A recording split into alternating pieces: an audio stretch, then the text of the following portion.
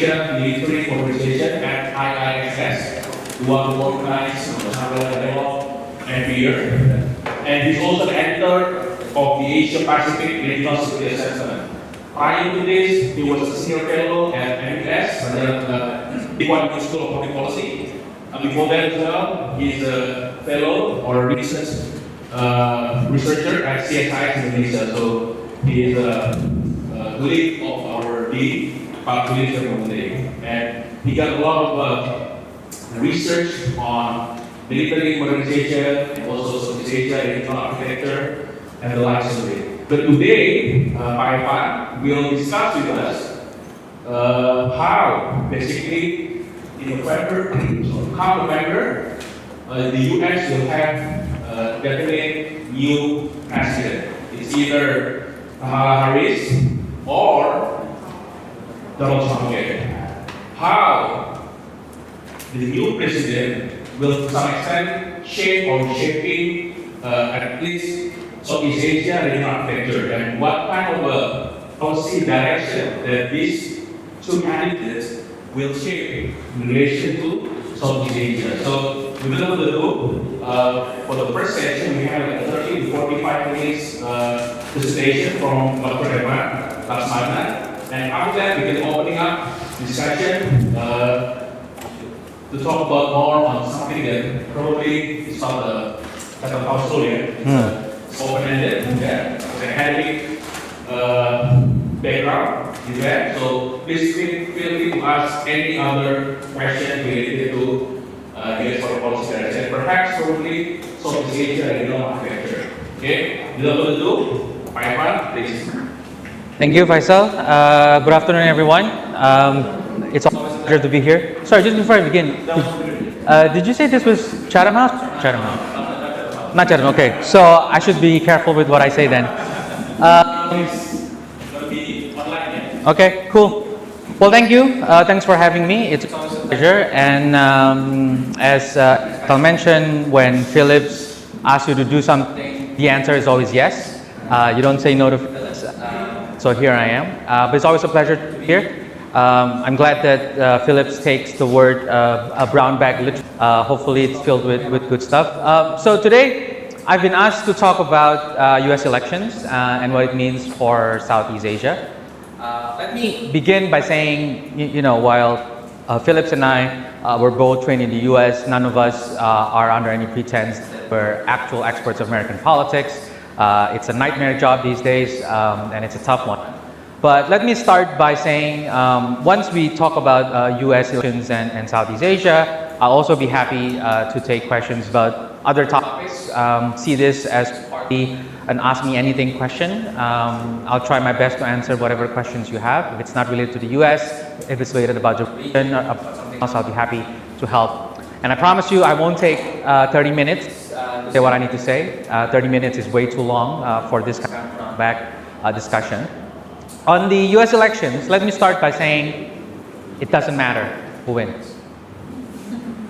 Now, I say that partly joking, but partly also true, because yes, you will see short-term differences in style and articulations and emphasis, but all US presidents will always focus on midterm elections about 6 months after they're elected, so it doesn't really matter in terms of foreign policy agenda. First year of any administration, it will always be domestic in nature. Number two, it doesn't matter because yes, the style and emphasis will be different from the beginning. Trump has his own Project 2025 team and some of the key crazy agenda encapsulated there, but executing a domestic political revenge tour isn't going to take 3 months. It's going to take a while, so that's going to be already. If it's Harris, it's going to be pretty much the same. But what's more important, why it doesn't matter, because for us in Southeast Asia, in Indonesia, we have dealt with US security and foreign policy challenges for a long time.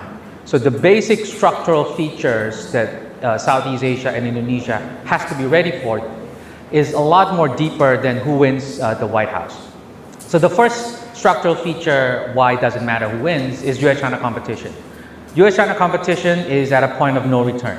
It's not going to go back to the heydays of the early 2000s where US and China could work with Southeast Asia and in Southeast Asia together. That millennial dream of the 2000s is dead. It's dead in Beijing, it's dead in Washington. The echo chamber in Washington is more about how much do we give resources to Europe versus Asia, to challenge China? How much should we go in terms of containing China in different aspects of different policy domains? The US-China competition is here to stay. In fact, if you look at the policy trends, Biden actually took some of Trump's policies and make it stronger and harder and with a sharper edge. Export controls, industrial policies, technological export restrictions. So there's a lot of things that is not going to go back to the way it was before. Whoever wins, whether it's Kamala or Trump, a US-China competition will grow. It will be increasingly multi-domain. Southeast Asia's habit of circumnavigating and therefore hiding and therefore avoiding US-China competition will not be sustainable. The habit for Southeast Asia is we don't want to choose, but we also don't want to talk about it. We would rather exploit US-China competition, figure out how we can convince China to invest in the electric vehicle ecosystem in Southeast Asia, try to convince the US to provide market access and others. And so Southeast Asia are actually not shaping US-China competition. They're watching and hoping that they can sidestep the competition, exploit the competition for their own benefit. That, I would argue, it will be increasingly harder to do because, once again, US-China competition is here to stay. The second structural issue that's important and why it doesn't matter is the momentum on US alliances and partnerships. I was in Washington a couple of months ago, and when I speak to senior officials from State Department, DOD, the White House, NSC, and others, the momentum in US alliances right now with Japan, with South Korea, with Australia, with the Philippines is as high as it's been in the last 10, 15 years. There is a genuine push to develop what is known as the lattice work of relationships in which the US is no longer the hub to the spokes of its alliances. So like a wheel, there's a hub and spokes. That model is now gone. What US wants to develop is to make sure the allies themselves become hubs. So Japan's growing security role in the region, Australia's growing security role, South Korea's growing security role, Philippines even. So this relationship around US allies has grown so much so that traditional partners, even like Singapore, who by most measurements would be the deepest security partner in Southeast Asia, is actually seen as not enough. That the benchmark now is because of the US alliance and the momentum, you either follow the path or you step off. The US has no more patience to wait for you to keep saying, I don't want to choose. That's fine, we'll make those choices for you. We'll do what we need to do because things are going well with our allies and momentum is in our side. So that, I think, will be difficult because now Southeast Asia has to be confronted with the question, what is it that we need to do to get US attention? Now, the easiest answer to that for some Southeast Asian policymakers, who cares what the US thinks about us? Do we need US attention? And the answer is, yes, you guys do. Whether we like it or not, in terms of economics, in terms of technology, and in terms of security, the region still does depend on Southeast Asia. On the United States. And so therefore, finding attention in Washington now is also about, can you provide the right diplomatic instrument in DC? Do you engage with the right sectors and groups in DC? And whether or not you are able to convince Washington that, yes, we are willing to work with you. Now, of course, things have gotten much harder to do that since Ukraine and Gaza in particular. When I was in DC, one of the first questions that everybody asked from the officials in Washington is, what is Malaysia doing with Hamas? There's like 50 other questions that's more important, but that's the first thing that they ask. What is Malaysia doing with Hamas? And so if you look at that kind of a line of questioning and you think about the kind of momentum that they have on their side, I think it's increasingly harder to make your case that it's okay for you to work with us. in private, but in public, will keep saying bad things about you. That, I think, is something that the US is increasingly, potentially not going to tolerate anymore. The third and last kind of a structural issue that we need to deal with, regardless of who wins, is the era of US being open and globalized and interdependent and moving forward outside. That era is pretty much done. Right now, we are entering an era of deeper industrial policies, protectionism, export control, and even Biden and Harris's notion of a foreign policy for the middle class is ultimately a domestic-oriented policy.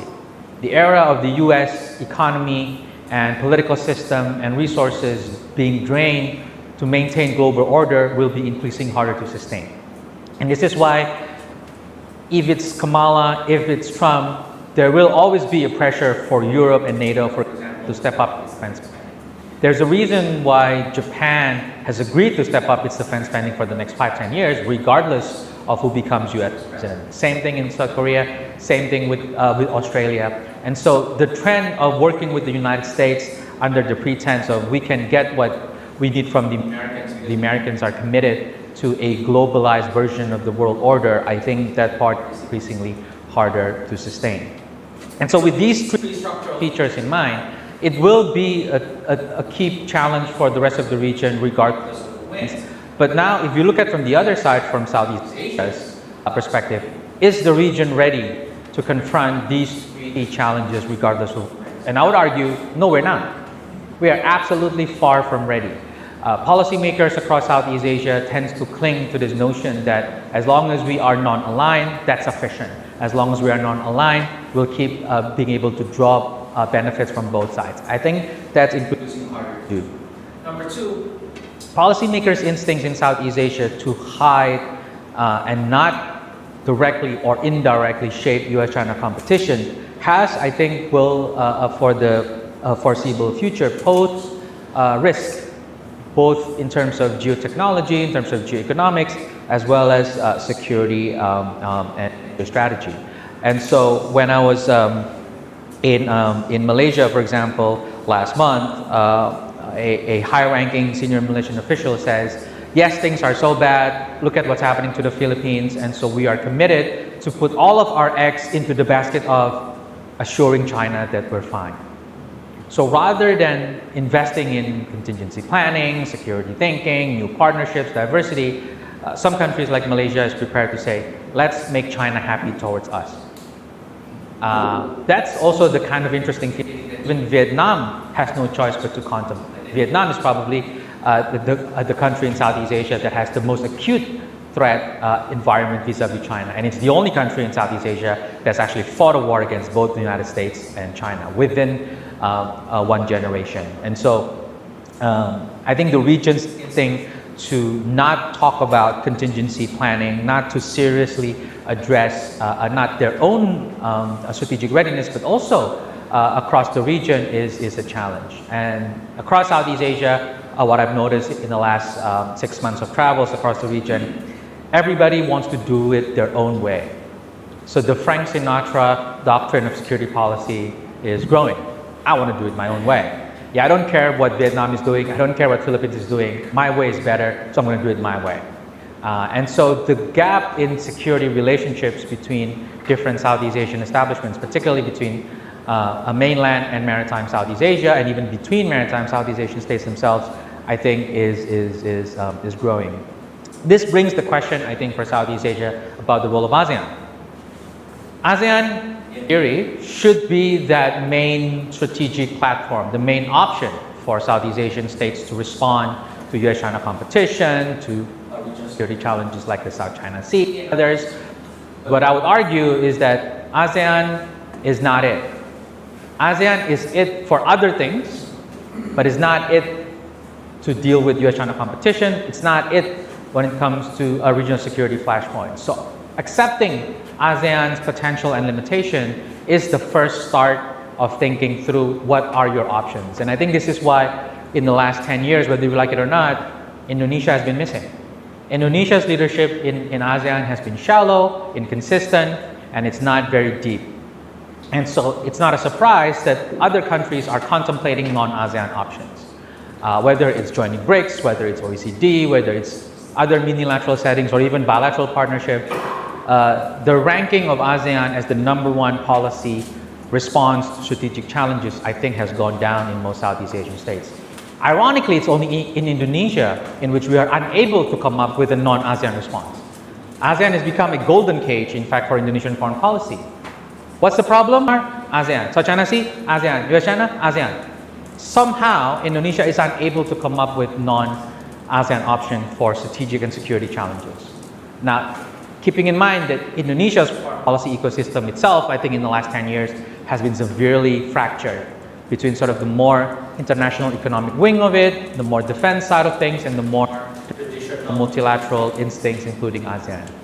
And so the incoherence within each country's strategic policy-making system across Southeast Asia is also one of the reasons why I'm less optimistic, I guess, for the ability of Southeast Asia to confront the structural challenges on U.S. foreign policy. And let me end by suggesting that, you know, as the issues around U.S. foreign policy moving forward will be centered on the competition with China, issues that are increasingly multi-domain. It's no longer just a defense and military stuff, it's also critical minerals, it's also AI, it's also trade, it's also investment, education, and others. Southeast Asian strategic policymakers should stop siloing and compartmentalizing relationships with great powers. Let me do economic stuff with China, let me do security stuff with the United States. That era, I think, is an understandable reaction and legacy from the past, but I would argue that will be increasingly hard to sustain. The second, I think, challenge for Southeast Asia, because we are not prepared for geopolitical crisis, what happens if there's a contingency in Taiwan? Now, of Southeast Asian policymakers, you ask that question, their first answer would be, we have one China policy. We don't support Taiwan in that sense of being independent from China, etc. Absolutely fine. The question is, what do you do with close to 1 million Southeast Asian citizens in Taiwan? Do we have access to Taiwanese bunkers? We have a humanitarian corridor to transport them via ships. What ships are available if the China put a blockade? Is there a cooperative mechanism between Philippines and Vietnam and Malaysia and Indonesia to transport their citizens to Philippines? Because it's not like Ukraine, there is no land route, so you have to transport them somewhere. If there is a Chinese blockade or quarantine, presumably leaving would be air or water. But those requires pre-arranged SOPs. Do we have that? If there is a crisis in Taiwan, who does Southeast Asia talk to in Taiwan?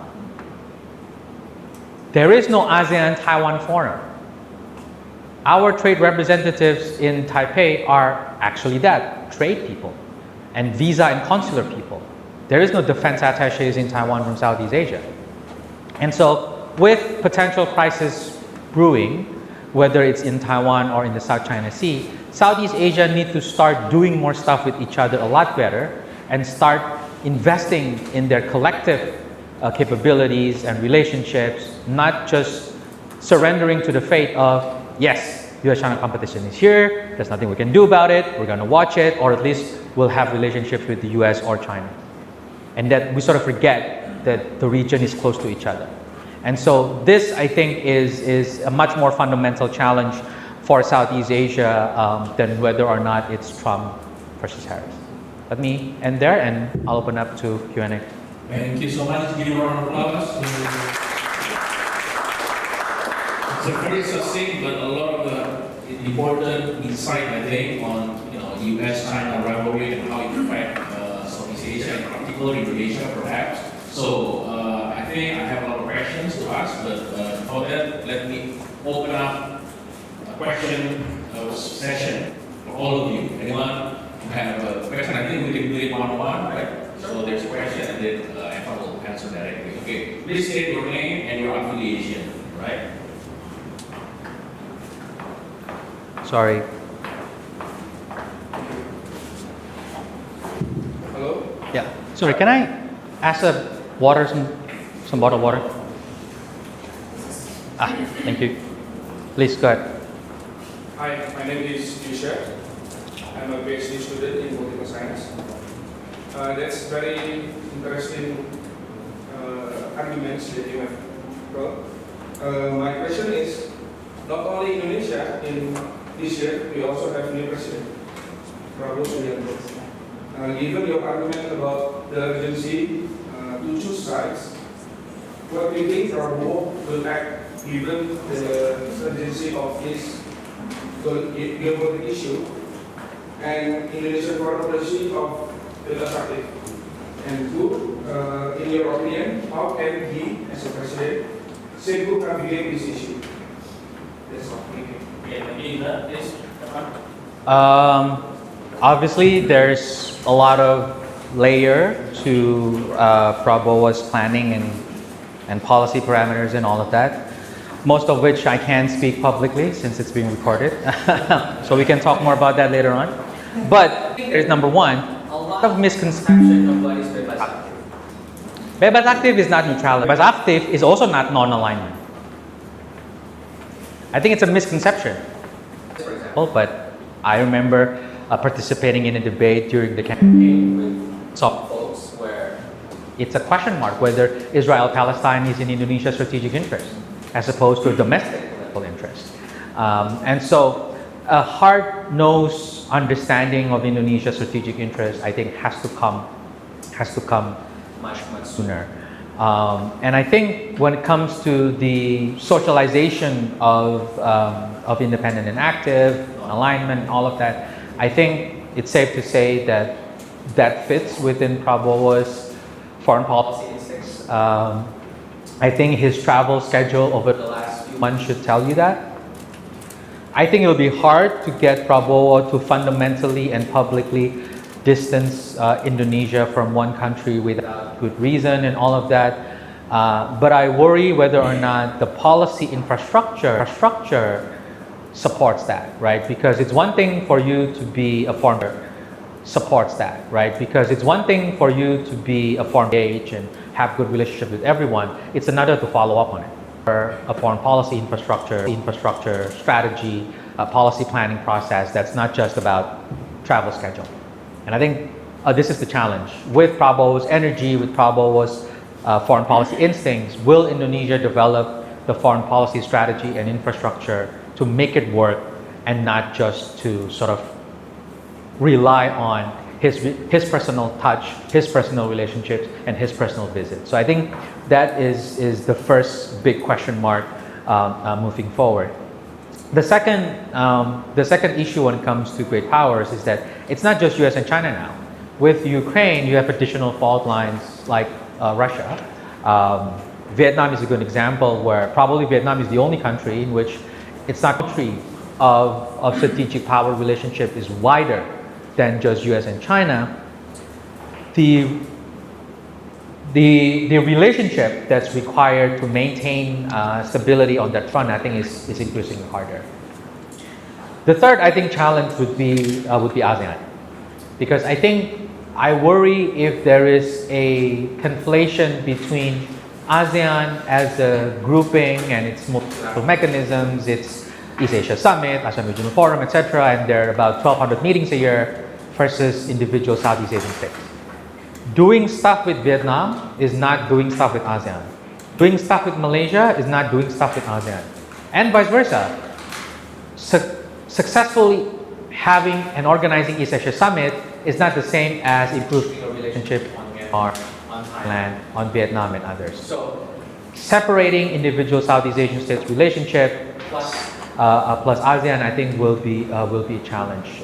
Because let's face it, given the list of agenda that the upcoming administration seems to be seriously contemplating, will President Prabowo and ultimately his team have sufficient strategic bandwidth to deal with the multiple foreign policy challenges? And this is where I think issues around the foreign ministry has to be part of the conversation. Is the foreign ministry at a time now an organizational lethargy, or are they able to jump on the wagon and sort of follow the energy of the upcoming president. Because whether we like it or not, for good or for bad, we are going to see an active international president, much more than Jokowi.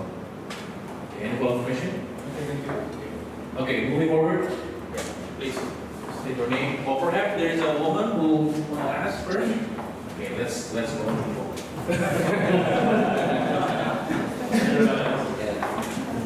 Thank you very much, Pak Evan. My name is Sonia. I am a PhD student from the Faculty of Social Science.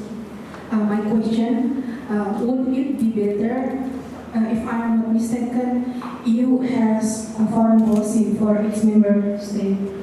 Would it be better if ASEAN also has the same thing, so we can deal better with the crisis? Do you mean for ASEAN member states to have A shared foreign policy? Common foreign policy. So kind of like what the EU has basically for a common foreign and defense policy? I'd say no. ASEAN isn't designed for that. ASEAN is designed as a safe space for everyone to be who they are, whether you're a monarchy like Brunei or a communist state like Vietnam or a quasi-democracy like Indonesia. We're all the same. But it's impossible to imagine a communist Vietnam and a monarchical Brunei and Indonesia and Malaysia all have the same foreign policy. And in fact, pushing it will highlight how different we are. For what ends? Because there is no common resources. With EU, there is a common resources, there's a common direction. You empower Ursula von der Leyen. Who are we empowering? ASEAN Secretary General is more secretary than general. So ASEAN is not designed for a common institutional actor behaving independently with resources on behalf of the member states and all of these things. We're not designed for it. In fact, I would argue it is a fundamental mistake that people assign EU benchmarks for ASEAN benchmarks. I think it's a very dangerous trajectory. It's not in line with our own strategic history, and it's committing a lot of resources and headache and capital for a result that's going to be bare minimum. Why? Because everything that we have since the ASEAN Charter is presumably a collective decision anyway. And so what we've had in the last 10, 15 years are pretty much lowest common denominator documents. And that's okay, because that's the only way it's going to work. Unless you accept that everybody's going to behave the same democratic system, same values, will never happen. And in fact, forcing it to happen is why ASEAN fights a lot. So if the original purpose of ASEAN is to keep everybody happy in their safe space, I say why bother? Okay, thank you, Eva. So it's a kind of a ASEAN skeptical. You can try to make kind of compartmentalize between whether are you a ASEAN but of course having a common and security policy is way too high in terms of bar that we need to pass on. Next one, probably, yeah, please state your aim and also affiliation. Assalamualaikum. My name is Ashik Alahi. I am doing my MA in Political Science at this university. So my question is based on some of your arguments that in ASEAN countries, US policy is like US pressure is mounting on the ASEAN countries that you must choose a side. As we are currently seeing that ASEAN countries are making a balance between US and China. According to this pressure, in case ASEAN countries choose to be with US, how the ASEAN geopolitics will look like, and if the ASEAN chooses to be with China, how does it look like? Thank you.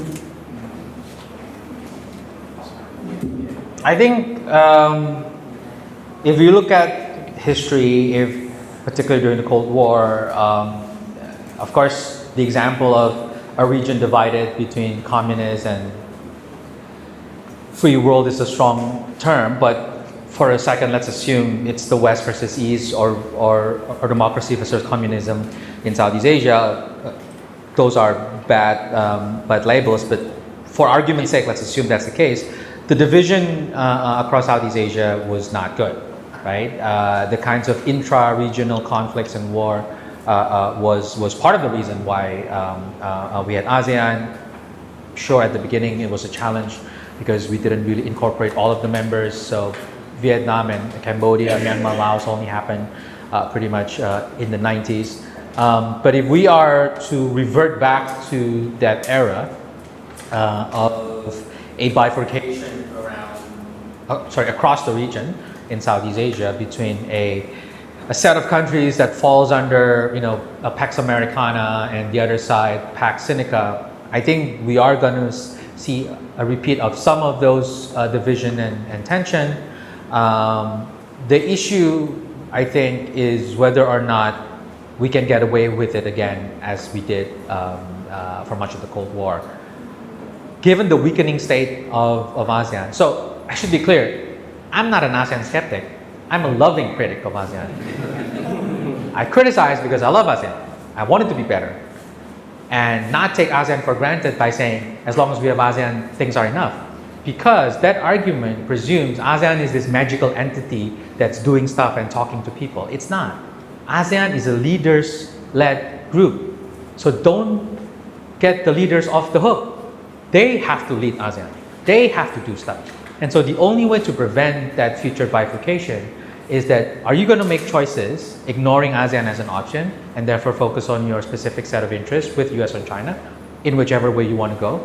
Or are you saying that there is a middle ground that we all collectively can work on and we all can collectively lead on to provide that buffer so that we don't become a Pax Sinica versus a Pax Americana situation? So for me, instinctively, I think of ASEAN as that potential answer.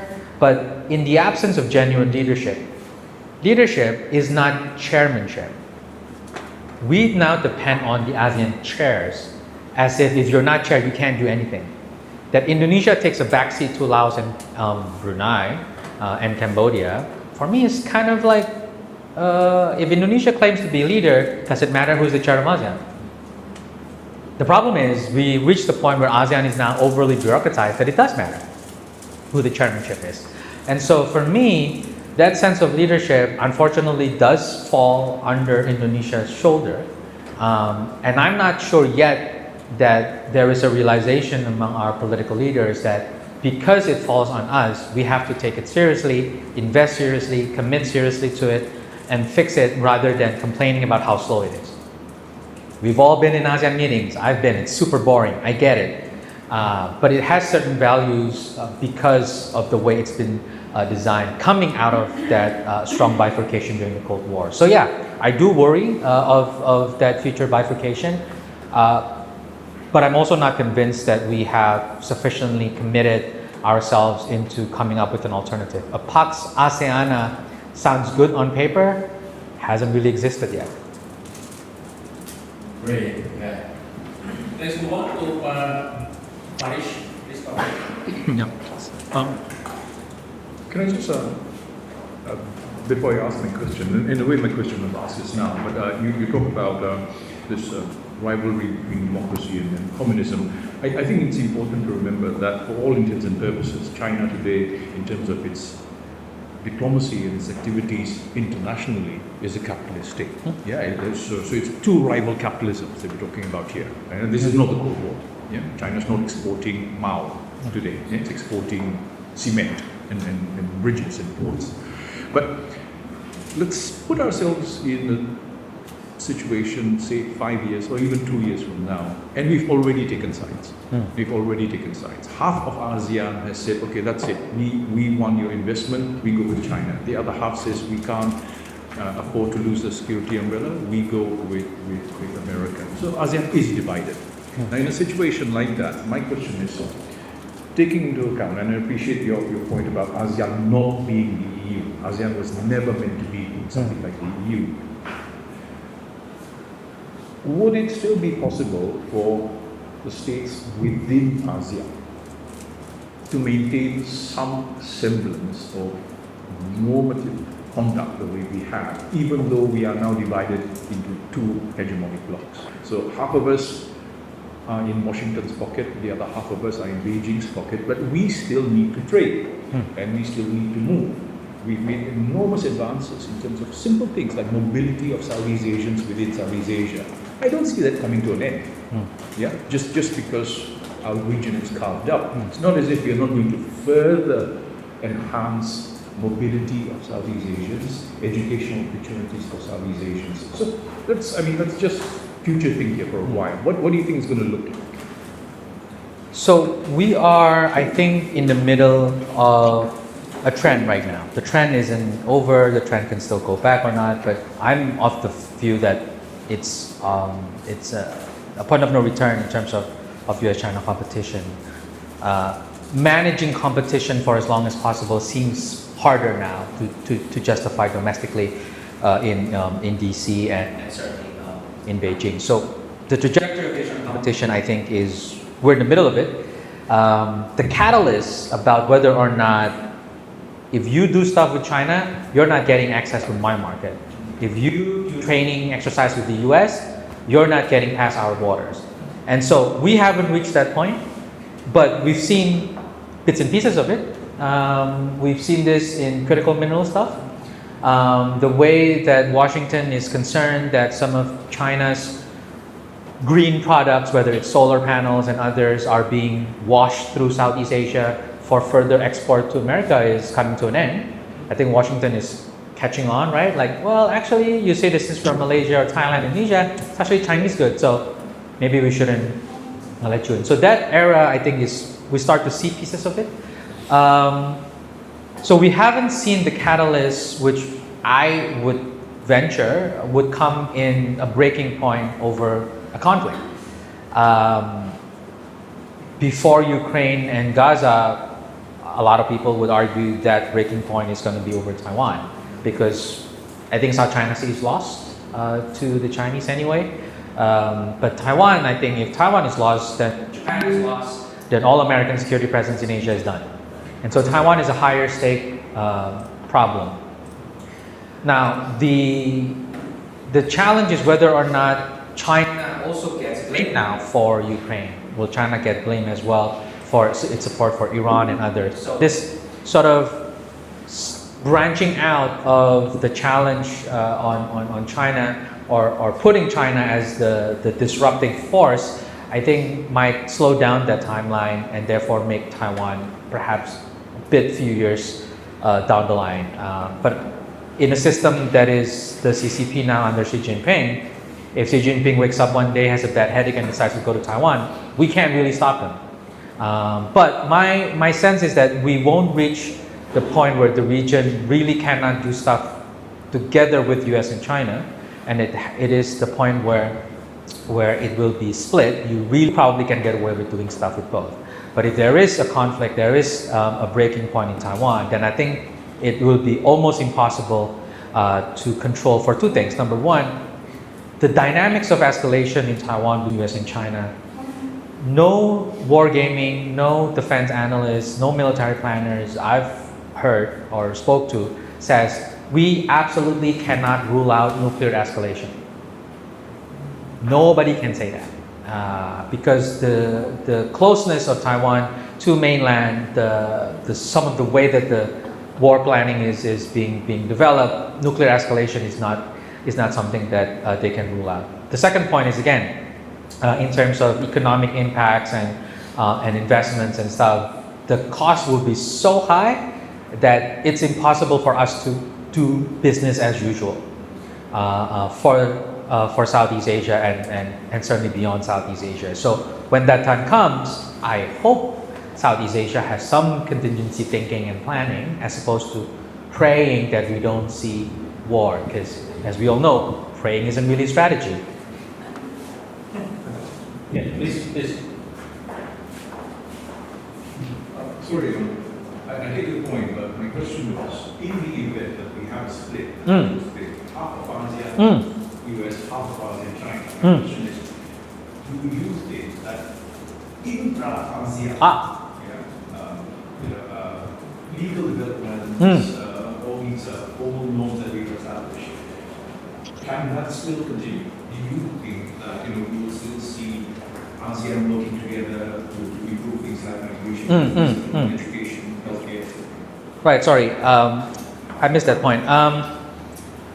The problem with intra-ASEAN is that we made a mistake, in my view, in the 90s and early 2000s when we decided to export the ASEAN way by creating the ASEAN Regional Forum, the East Asia Summit, ADMM+.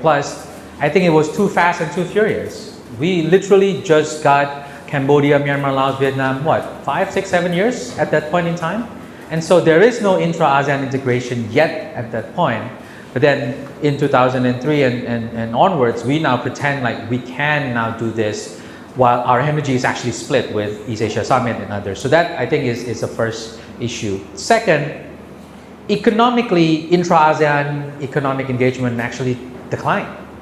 There's too many economic incompatibilities between ASEAN member states. In fact, the ability for us to have RCEP, CPTPP, IPREF, and others within one region isn't about intra-ASEAN anyway. It's about ASEAN with others.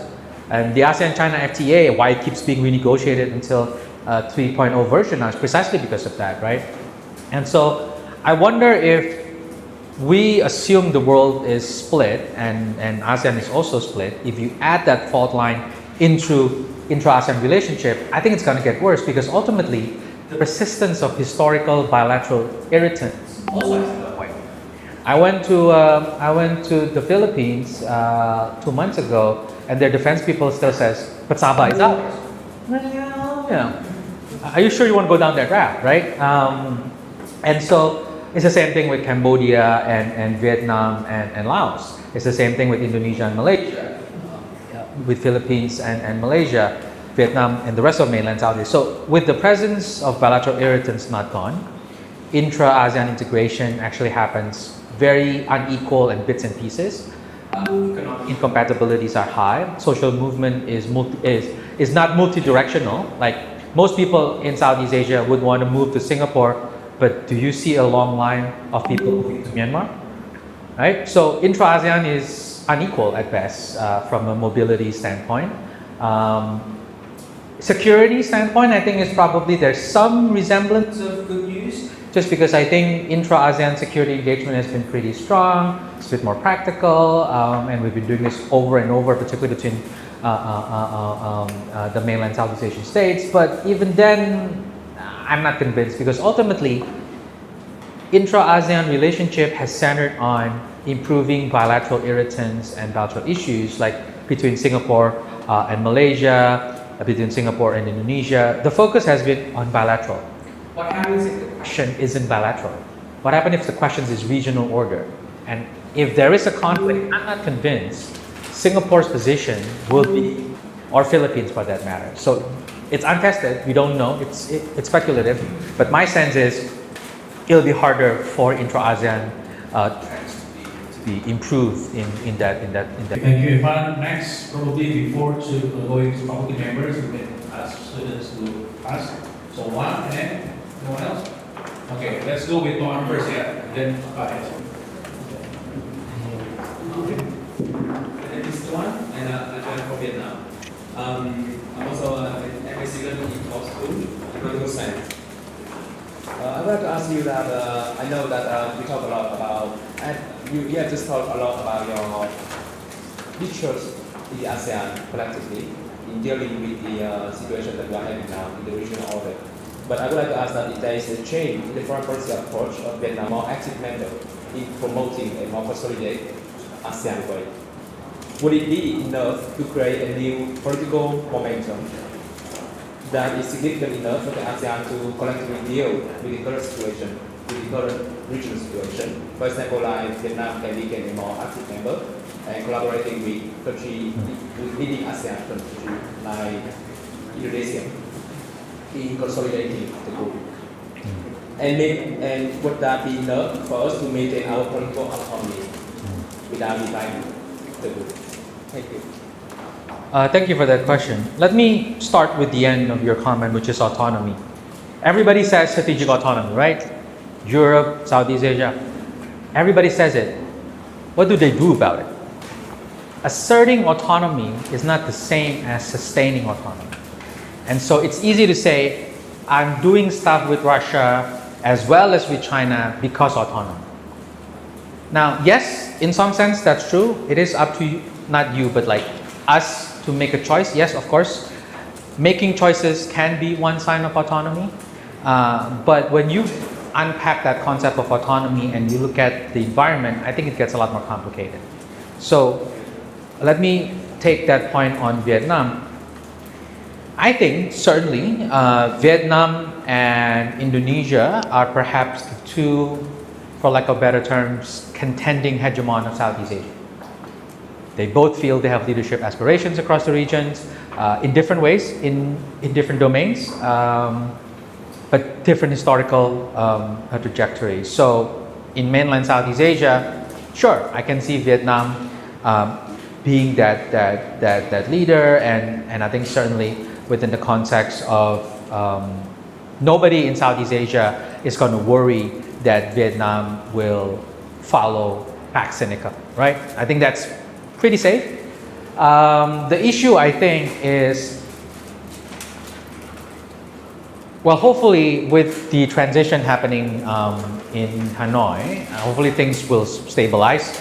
I'm not convinced. When I was in Hanoi, just as the secretary was traveling, I feel like people are still not settled. I think they're still waiting to see what he will do in the next few years, at least until the next Congress. So there's a bit of wait and see. But that aside, I think Vietnam's instincts are the right trajectory in terms of, yes, we want to see autonomy, but therefore that means as a matter of policy, we have to build our own AI ecosystem. We have to develop our own domestic defense industry. So that sense of doing stuff on our own, I can understand as well, right? But when it comes to foreign policy in ASEAN, here's why it gets tricky. Number one, that historical bilateral irritant I mentioned hasn't gone away. The concern by some maritime Southeast Asian states that Vietnam is ultimately still communist hasn't gone away. Vietnam's strength is actually its relationship with China with party ties. That's the kind of relationship that nobody else has across ASEAN. But in fact, that can be seen as a weakness because some countries are worried that Vietnam will not follow their specific values. The second point of concern has to do, I think, with the four no's policy of Vietnam. No alliances, no military base, and so forth and so on. There's nothing fundamentally wrong with foreign no's as a matter of principle, but the problem with that approach is, I don't know how long you've been in Indonesia, but there is a dance in Indonesia called Poco Poco, which is basically you take one step forward, two steps backward. So Vietnam's approach is kind of like that. You do stuff with the United States, so let's say to reduce Vietnam's dependence on Russian military equipment, and you do more stuff with China by offering railways. So this instinct of balancing one great power with the other makes sense, but if taken to the extreme, it's very inconsistent, and it's hard to get around where Vietnam stands. Now, of course, I understand from Vietnam's thinking, that's the only way they survive, this is how we assert autonomy, but where does ASEAN rank in that becomes an issue, because ASEAN actually could hinder or potentially contradict Vietnam's foreign nose instincts. And this is where I think it's challenging. When I had a 2-hour conversation with a Vietnamese official, I won't say from which agency, at the end of it, they inadvertently accepted that for defense and security stuff, ASEAN is not the main platform. And so Vietnam, I think, is quite pragmatic in understanding the landscape, makes sense. You have the closest memory to an actual war in the past generation. So from that standpoint, that makes sense. But have we reached the point where Vietnam is fully socialized in all of ASEAN's values and instincts and mechanisms so that when Vietnam does take the lead, which I think it should, and I think the goal here for all of us in Southeast Asia is to eventually see where every country can take the lead in their own way across ASEAN. But Vietnam, I think, is at an interesting juncture, and this balance between economic ties with China and Japan and United States and Australia. I think the way I understand the conversation in Hanoi, it's so complex and fragile. It still works, but until there's more clarity in how Vietnam orders its ranks, its foreign policy platform, has overcome the historical acrimonious past with mainland Southeast Asia, with the rest of maritime Southeast Asia, which I think hasn't happened because Vietnam is one of perhaps the only country of ASEAN that hasn't really had a major military exercise with another ASEAN country. Everybody else has. So for me, this goes back to what I said earlier, the intra-ASEAN integration, in which Vietnam was a key goal in the 90s to finally bring Vietnam from the cold into ASEAN, hasn't really been completed.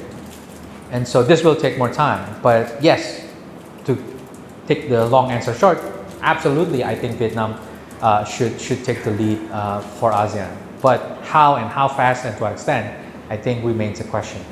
And it's not unique to Vietnam. I also question Indonesia's leadership. Any follow-up question? Yeah. Okay, thanks. Thank you for your insightful presentation. So my name is Izul. I'm from political science student. I want to ask you regarding situation on the US election. We don't know who will win. I'm sorry if my question or other deviate from our topic today, but what would be your prediction regarding future US trajectory support of Middle East escalation? As we know, things are getting worse. Escalation expanded between Israel, not only with Gaza, but also with Hezbollah and Iran as well. You know that Iron Dome has been breached just last night.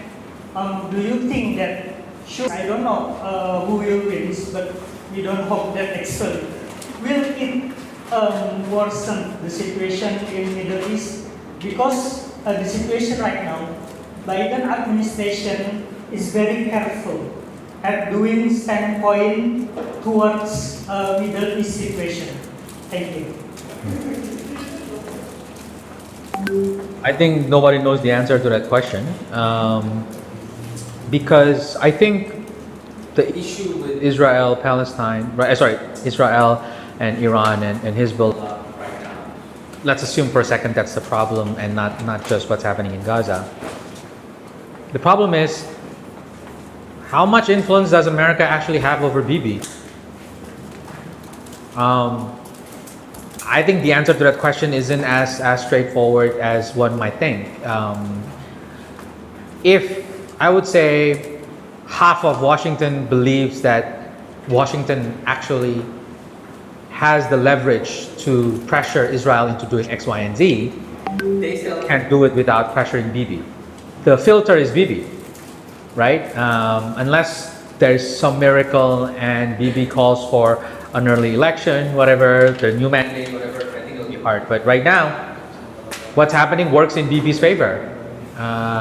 Its position is stronger. No Israel body politic is going to walk away from a wartime leader right now as things are escalating. So if you ask me, things are working in Bibi's favor. And I say Bibi separately from Israel because I'm not sure Israel's security interest is actually protected by certain types of escalation. But that being said, on the American side, yeah, I think you're right that everyone, Democrats or Republicans, are using the Israel-Palestinian conflict or the Middle East conflict in general as a way to undermine each other's position.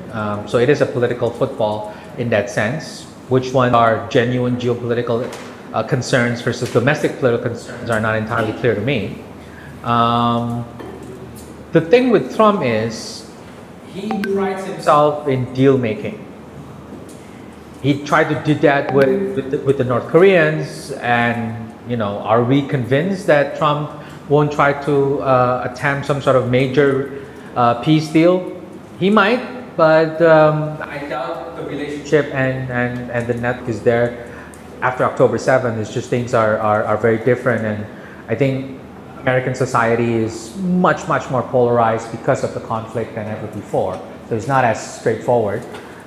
So I think a referendum on U.S. foreign policy to the Middle East is a part of the election. So you will see what happens only after November. For the time being, I think the approach right now for ceasefire and all of that, it perhaps a little bit more urgent than the long-term ceasefire between Israel and Hamas and the PA and all of that. Because I think Iran changes the strategic equation significantly in ways that I don't think even the U.S. can easily control. Just like parts of the U.S. can easily control what Zelensky did in Ukraine in terms of its own invasion across Russian borders, right? So I think we are in for a rough ride. I don't know if the U.S. has easy leverages to play against Bibi. I think Bibi feels he's winning domestically, but I listen to my colleagues who know Middle East more than me. My impression of listening to my colleagues who know the Middle East more than me, this is a generational marker.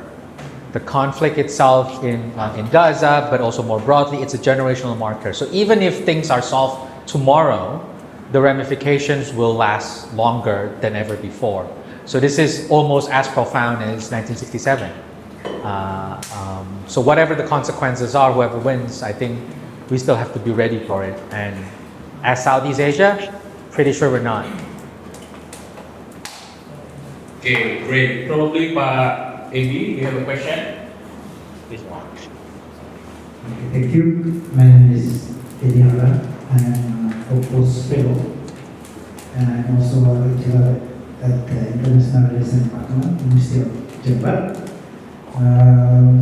Thank you for the presentation. I have two questions. I think this is a kind of worst scenario in Southeast Asia. I would like to know,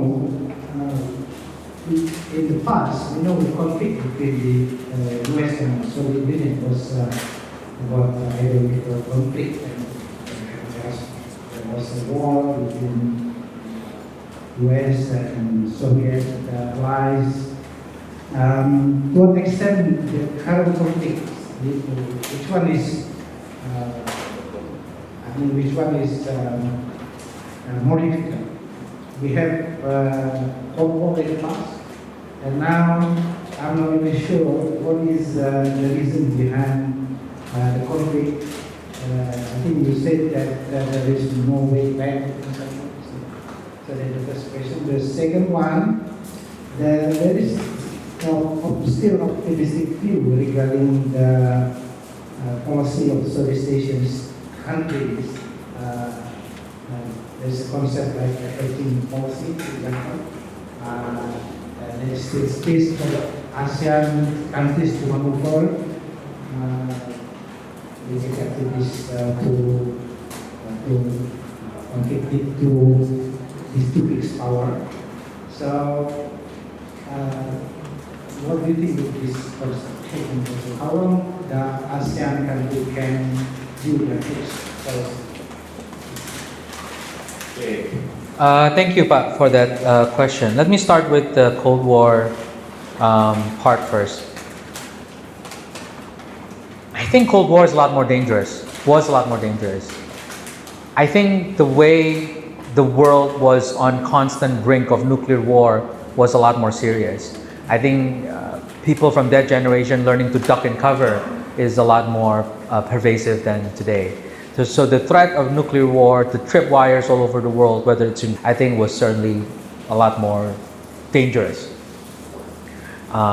Just because there was no hot war between US and Soviet, however, that does not mean that the rest of the world wasn't hot in terms of conflict, right? So they sort of fought these peripheral battles for their interests. So the rest of the world does not see the dangers around the U.S. nuclear side of the equation. So, is it more dangerous today or Cold War? I think Cold War is probably a lot more dangerous. We are not at that stage yet. I'm not even convinced that Cold War is the right analogy for what we are seeing now. But yeah, it is a competition, a useful heuristic device or conceptual tool to use, fine. And this goes to the second point on hedging. So this is where I take off my academic hat. You know, as somebody who's gone to grad school and everything, we are taught to love theory, right? Concepts and all of that. And when I went to the US, concepts and theory is sort of drilled into your head. So when I take off my academic hat, I would say a few concepts that we take for granted, like middle powers, hedging, is actually pretty horrible as a concept. It's a bad concept. And hedging is one of those things that sound good for academics to make sense of state behavior, but there is no hedging policy. There's no document that says this is Indonesia's hedging policy. Hedging is not policy. Hedging is an instinct. We have an instinct to not do X, Y, and Z, but then academics call that hedging. But policymakers themselves, do they wake up every day, how am I going to hedge today? They don't. So for me, as a policy label, soft power, middle powers, hedging, it's fine.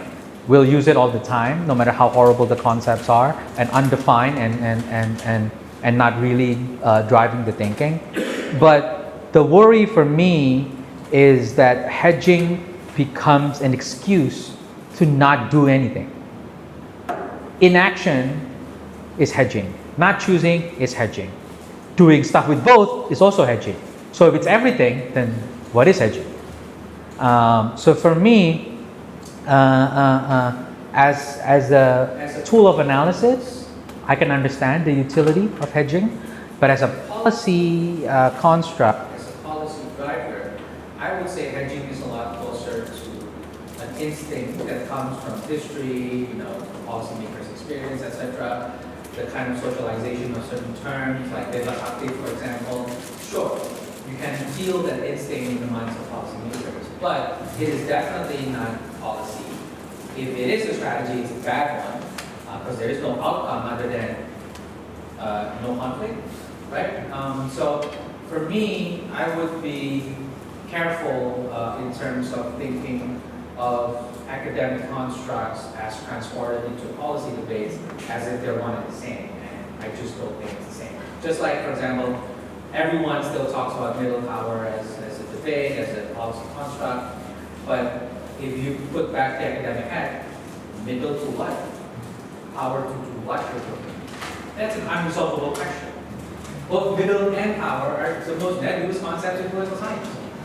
So it's a dead end intellectually, but it's useful for policymakers from small countries to say, we're a middle power. We're not the US and China, but we're not Laos and Cambodia, maybe.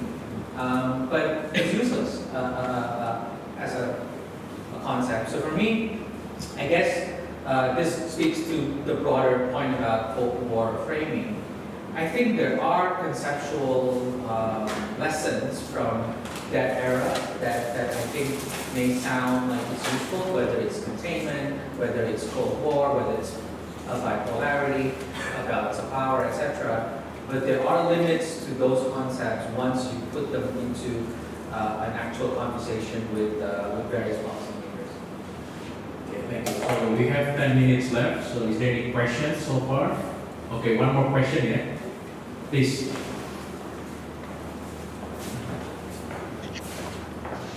Or two more questions. Okay, make it brief. My name is Akbar from Public Policy program at this university, climate change program.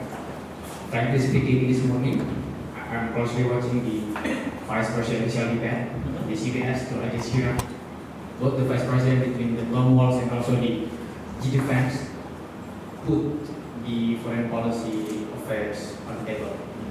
Mexico will export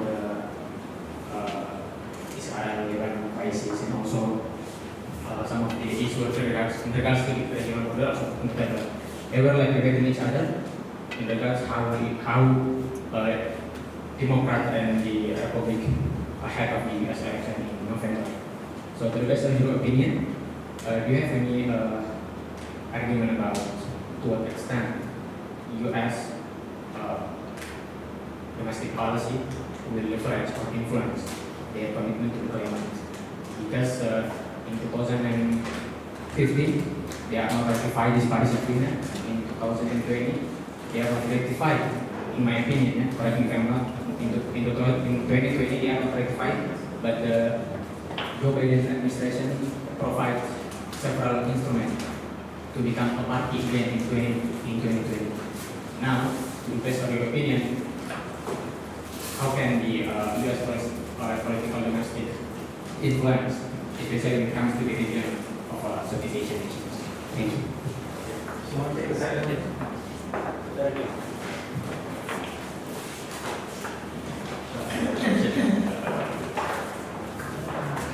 Can I just touch on the language and stuff about not to be strategy, whatever, but of course, surely not choosing is to choose, not doing is to do.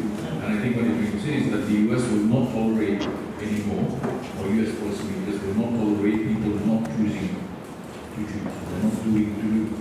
But forgive me, but in this presentation so far, we talked a lot about US foreign policy. Can I just tease you a bit about how do you think the Chinese are looking at this? I mean, are the Chinese also saying what the hell's wrong with these civilizations?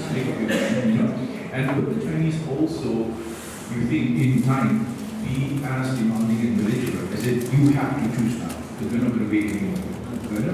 Because this changes things. When both sides will not tolerate what we call hedging, then the stakes are rise in Southeast Asia. A bit about China, perhaps? Yeah, and I think this relates to the question on climate change as well. So let me touch on the climate change stuff. I think certainly what is the most difficult for people, who not just look at U.S. foreign policy, but we've lived in the U.S. before. I came to the U.S. at the height of Obama. I left at the height of Trump. Two different countries, right? And so, what's difficult now with U.S. foreign policy discourse and rhetoric, particularly if you're so focused on the election, is you can't really tell which one is a foreign policy argument, which one is a domestic partisan one. It's a very difficult one. I'm unpacking whether, yes, I'm saying these things because I believe China is bad, versus I'm doing these things because I care about my constituents doing X. Very difficult to unpack. Let's assume you don't know how to unpack. Let's assume they're all one and the same. I think the challenges around climate change for America, as we can see with John Kerry's frustration at times, is that it is now a China policy shop. In the past, the hope was that the climate change shop will be separate and that things can work together because you don't have a climate change thing without China, right? And so I think when they started, they thought they can isolate this climate change sector from the rest of the China policy shop. I think that's increasingly harder to do now. And so once you accept that there is no longer division between climate and China policy shop, that they're one and the same, then this is where you start to see the policies around the Inflationary Reductionary Act, tariffs over EVs and others. So they now see climate change as a tool to pressure China as well. You can justify it by saying climate change, ESG standard, and so forth, but it's not. So I'll give you an example with Indonesia. Indonesia has a very difficult task convincing the Americans, whether in the White House or the Hill, about why Indonesia should have a bilateral critical minerals agreement with the United States to be able to access some of the tax incentives. One of the challenges is, well, Indonesia needs to fix its ESG standards, etc., etc. Okay, hypothetically, if we fix all of our ESG standards, but our supply chain on EVs still come from China, would you take us? They can't really answer either. And so climate change now is not an environmental thing, it's not a public policy thing, it's actually a geopolitical thing. A former a minister of Indonesia actually once said to me, the days of economics in command, everybody follows, is over. Security is in command, everybody else follows. And I think that's a bit extreme, I think, but it does get a sense of the mood. So even climate change, I think, is a part of that. And this goes to the point about China. I think China has a limited set of interests. It's not as global domination as people like to think it is. But some of that key interest includes the US leaving Asia. I think we can I think it's fair to say it's not unthinkable that they would not be opposed to the idea of US leaving Asia, right? That's not extreme. But the question is, China's limited set of interests includes certain red lines, like Taiwan, like Xinjiang, Hong Kong, and some of these things. My sense is China right now, I don't know about next year, but right now, for example, China messes around the Singaporeans over their transportation of military hardware was because of Singapore's military exercises with Taiwan, right? That kind of behavior is no longer accepted now by the Chinese. And so for some of those red lines, I think China will push back. Is there a global red line for China? I'm not sure yet. I think China certainly doesn't rely on values, like, oh my God, if you become a democracy, we don't like you. Of course not. But I do think now with Ukraine and Gaza, the ability for China to make sure Putin doesn't collapse, to make sure that Iran doesn't collapse, I think is certainly there. So if China loses all of these particular tentative allies and partners, I think it's a challenge. But outside of those, I don't see China pushing Southeast Asia to not do stuff with the Europeans or the Americans, unless it has to do with Taiwan, unless it has to do with Xinjiang. But will that change? I don't know. I think if I were an American strategist in DC who is tasked with coming up with crazy, weird ideas to win competition, I would say one way to weaken China is support China's global role. Have them develop stuff all over the world and see if your overstretch doesn't kill you too the way it has killed the Americans. So in fact, the expansion of China's role is actually not great. They don't know how to deal with Africa. They don't know how to deal with some of the attacks they've seen in Pakistan, right? And so China is not ready to be a global power. China is a teenager at best in terms of the age of global power. So until the moment China is a mature global power with a specific set of things that they would not be crossed beyond their limited set of interests, kind of like America now, then I don't see China pushing back significantly on Southeast Asia across these things. But if we start doing what the Philippines is doing in terms of deploying assets from America that would reach Chinese mainland, yeah, they are going to push back. So far, I think the red lines are pretty clear. But as we move forward with U.S.-China competition global, is it going to be as clear? I'm not sure. Okay, thank you so much. Now I think we've already concluded our session. Please give a round of applause again to Dr. Evan Laksmana.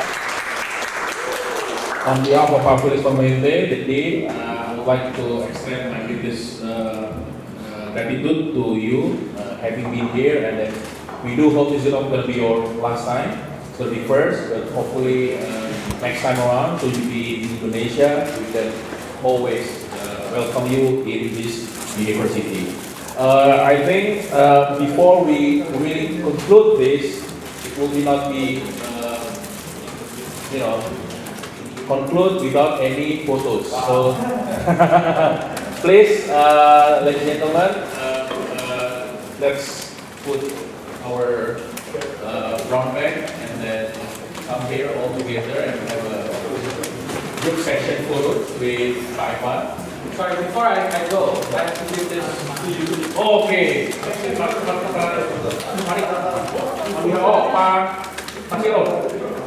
As a second comment after this. Second comment. Okay. Sarah, foto.